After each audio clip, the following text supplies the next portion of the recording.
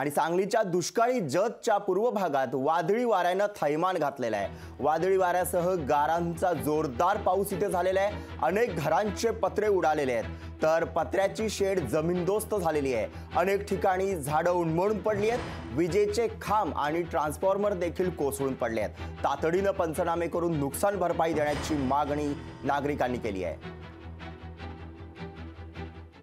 आज वादळी वाऱ्यासह जतपूर भागामध्ये व जेडवी भागामध्ये चांगला पाऊस पडला। त्याचबरोबर अनेक लोकांची पत्रे उडालेत, अनेक लोकांचं नुकसान झालेलं आहे। त्याचबरोबर लाईट खंडित झालेली आहे आणि मोठ्या प्रमाणात वादळ सुटलं आणि त्यामध्ये अनेक शेतकऱ्यांचे मोठे प्रमाणात नुकसान झाले आहे। माझी या माध्यमातून प्रशासनाने विनंती आहे की त्वरित लोकांचे पंचनामे करून ह्या गोष्टीचा करायच्या अगोदर पण पंचनामे होतात, पण त्याचा कुठल्याही बाकीच्या गोष्टी मोबदला होत नाही।